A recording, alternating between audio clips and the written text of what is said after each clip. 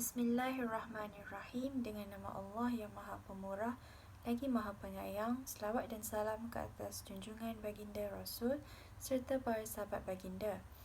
Assalamualaikum. Alhamdulillah, seinfiniti kesyukuran saya panjatkan kehadrat Ilahi kerana dengan limpah kurnianya dapat juga saya menyiapkan karya buku yang bertajuk Pejuang Saham, Nilai Perusahaan. Buku ini ditulis oleh saya dengan harapan faedah ilmu ini dapat dimanfaatkan sebaik mungkin dan pahala daripada karangan ini dapat dihadiahkan kepada kedua ibu bapa saya. Semoga ilmu yang ada ini dapat memberikan manfaat kepada mereka dan kita semua di dunia dan di akhirat. Sesungguhnya buku yang saya karang ini adalah berdasarkan sedikit ilmu dan pengalaman yang ingin dikongsi bersama para pembaca, dan segala kesilapan adalah datang daripada diri saya sendiri dan segala perkara yang baik itu hanyalah datang daripada Allah Subhanahu Wa Taala. Sebelum itu, saya ingin mendahului dengan memohon maaf jika ada penulisan saya yang tidak menepati cita rasa pembaca, dan insya-Allah diharapkan penulisan ini akan dapat diperbaiki dari masa ke semasa. Dalam isi kandungan buku ini terdapat 4 bahagian, iaitu pengenalan, perincian, aplikasi dalam pasaran saham dan penutup. Dalam buku ini juga, kita akan dapat mengetahui apa itu nilai perusahaan, formulanya, jenis dan faktornya. Kita juga akan dapat memahami secara telus langkah penggunaannya, penilaian dalam perbandingan dan kelebihannya. Dalam bahagian pengenalan yang pertama, kita akan dapat mengetahui maksud nilai perusahaan. Jadi, apakah maksud nilai perusahaan? Nilai perusahaan adalah persepsi dan pandangan oleh pelabur terhadap pada tingkat kemenjadian dan keberhasilan syarikat yang sering dikaitkan dengan harga saham mereka. Harga saham yang tinggi akan menjadikan sesuatu nilai perusahaan itu tinggi dan akan meningkatkan lagi kepercayaan terhadap prestasi syarikat itu buat masa kini, tetapi juga pada prestasi syarikat yang datang pada masa hadapan. Peningkatan nilai perusahaan adalah sangat penting buat sesebuah syarikat.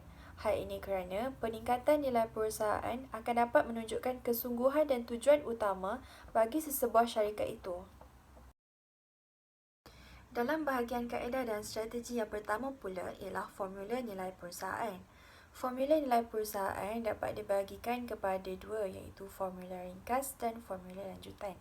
Formula ringkas adalah EV sama dengan permodalan pasaran tambah dengan nilai hutang pasaran tolak dengan tunai dan setara. Manakala untuk formula lanjutan pula adalah EV sama dengan saham biasa tambah saham pilihan tambah nilai pasaran hutang tambah minoriti tolak tunai dan setara. Seterusnya adalah jenis nilai perusahaan. Terdapat 5 jenis nilai perusahaan dalam cara pengiraan yang dilakukan, iaitu nilai nominal, nilai pasar, nilai intrinsik, nilai buku dan nilai kecairan. Untuk nilai nominal membawa erti nilai yang tidak berkaitan dengan nilai pasaran yang sebenarnya. Nilai nominal adalah harga penawaran awal atau Initial Price Offering IPO. Syarikat pengeluar kebiasaannya berjanji untuk tidak akan mengeluarkan saham tambahan pada harga di bawah nilai nominal.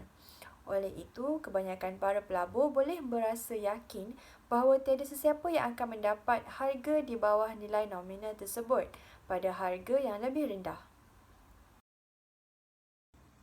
Yang kedua adalah nilai pasar. Nilai pasar juga bererti harga yang terjadi dari proses tawar-menawar dalam pasaran saham.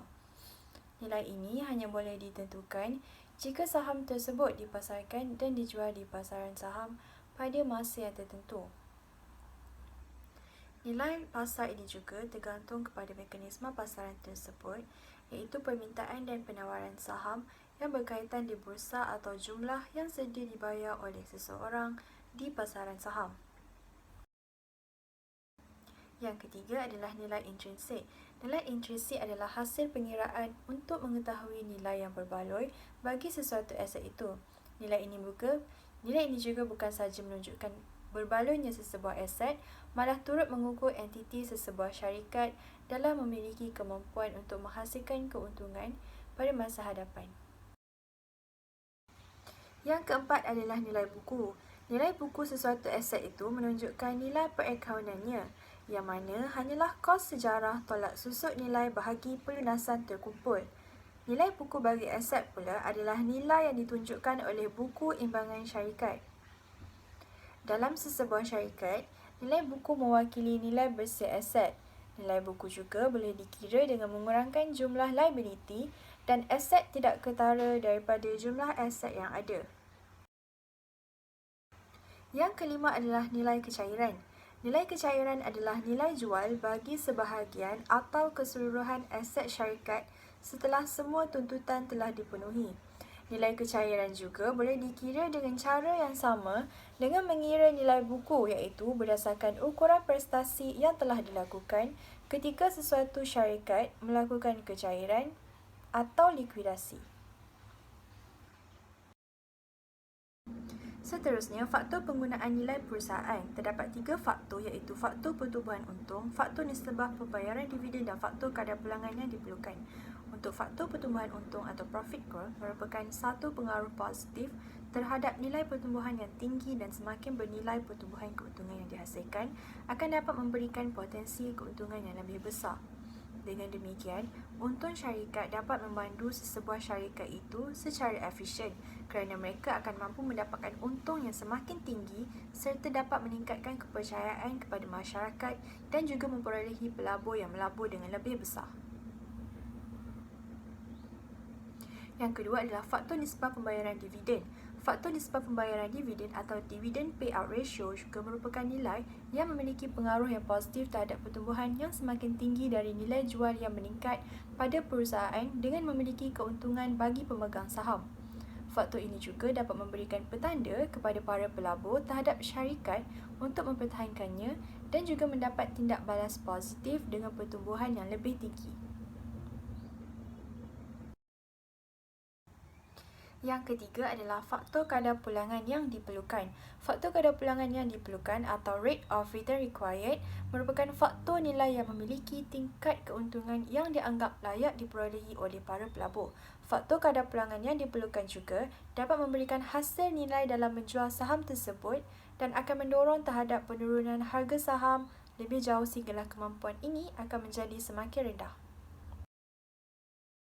Dalam bahagian aplikasi dalam perusahaan saham, yang pertama adalah langkah penggunaan nilai perusahaan. Di sini terdapat beberapa langkah yang digunakan dalam menggunakan indikator nilai perusahaan dengan platform TradingView. Langkah yang pertama, anda perlu melayari mana-mana web aplikasi seperti Google Chrome atau Internet Explorer. Layari laman web www.tradingview.com di web pencarian.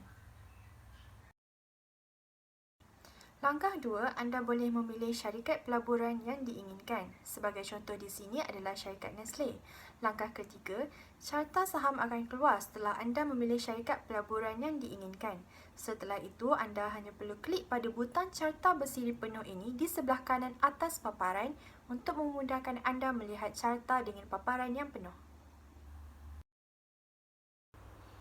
Langkah 4, setelah semua data keluar, anda perlu menekan butang penapis atau filter ini bagi mencari data bagi nilai perusahaan atau enterprise value. Langkah yang kelima, untuk mendapatkan paparan yang lebih besar, anda boleh menekan butang ini. Langkah yang keenam, setelah itu tekan butang fundamental, lalu kemudian anda boleh menaip nilai perusahaan atau enterprise value. Langkah ketujuh, anda boleh menentukan purata nilai perusahaan yang diinginkan dengan memasukkan nilai di sini pada kedua-dua belahnya. Setelah itu, tekan butang pangkal untuk menghilangkan paparan itu. Langkah yang ke-8, tekan pada butang persediaan lajur untuk mendapatkan data bagi nilai perusahaan. Langkah yang ke-9, tekan pada butang pencarian, klik right pada kotak pencarian bagi nilai perusahaan. Untuk langkah yang ke-10, anda boleh membandingkan nilai perusahaan antara syarikat-syarikat yang dipilih dengan mudah.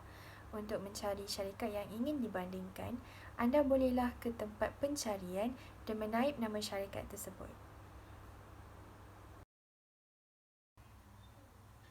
Terdapat 3 buah syarikat yang akan dibandingkan dari segi nilai perusahaannya, iaitu Tenaga Nasional Berhad, YTL Power International Berhad dan Puncak Niaga Holdings Berhad. Melalui keputusan nilai, ianya jelas menunjukkan bahawa untuk perbandingan, nilai perusahaan tidak seharusnya menjadi domain dalam penentuan penilaian sesebuah syarikat itu. Hal ini kerana aspek nilai permodalan pasaran juga turut diambil kira dalam penilaian sesebuah syarikat. Bagi pemodalan pasaran, menunjukkan nilai kepada pasaran saham yang tertunggak, manakala nilai perusahaan pula ianya merujuk kepada kos pemerolehan dan ianya termasuk dengan jumlah hutang dan ekuiti yang perlu dibayar. Melalui keputusan tingkat nilai perusahaan tersebut, Puncak Niaga Holdings Berhad mempunyai nilai yang tertinggi.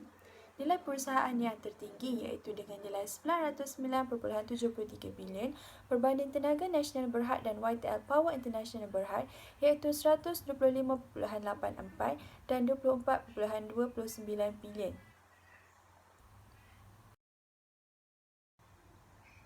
Akan tetapi, ia tidak bermakna bahawa Puncak Niaga Holdings Berhad mempunyai nilai perusahaan yang terbaik memandangkan syarikat itu berada di tingkat ketiga dalam perbandingan. Hal ini menunjukkan permodalan pasaran bagi sesebuah syarikat turut menjadi faktor yang besar dalam penilaian terhadap sesebuah syarikat. Untuk kelebihan nilai perusahaan pula, yang pertama, ia akan memberitahu kita tentang nilai syarikat. Dengan kata lain, ini adalah harga alih teori. Yang kedua, ia mewakili nilai ekonomi syarikat. Yang ketiga, ini adalah harga pengambil alihan secara teori jika syarikat dibeli kerana ia menjelaskan hutang dan juga wang tunai yang akan diambil oleh perolehan dalam transaksi. Yang keempat, ini akan membantu dalam membandingkan syarikat dengan struktur modal yang berbeza. Yang kelima, pulangan dari pelbagai perniagaan boleh dibandingkan dengan yang berminat untuk membeli saham kawalan. Yang terakhir sekali, bagi pelabur pasaran, saham digunakan untuk menetralkan risiko dan membandingkan pulangan yang diharapkan. Untuk bahagian penutup yang pertama adalah kesimpulan. Kesimpulannya, sebarang jenis pelaburan, sama ada dalam saham atau syarikat tertentu secara keseluruhan, memerlukan maklumat terperinci mengenai asas syarikat. Perbandingannya dengan rakan sejawat dapat dilakukan dengan bantuan pengiraan EV. Pelbagai syarikat memberi petunjuk betapa mahal atau murahnya saham berdasarkan aliran tunai masa lalu dan jangkaan mereka. Ini membantu pelabur untuk mengambil keputusan yang tepat dengan mempertimbangkan permodalan pasaran bersama dengan hutang dan kedudukan tunai syarikat. Walau bagaimanapun, seseorang mesti memperhatikan bahawa perusahaan yang berlipat ganda juga tidak selalu mudah dilakukan. Hal ini kerana stok yang lebih murah dapat mengatasi sentimen negatif pasaran.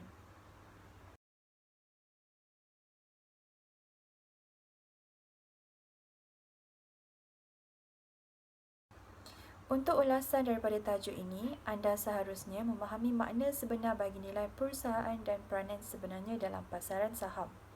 Yang kedua, dapat menggunakan formula yang diberikan dengan menggunakan nilai-nilai yang betul dan sesuai.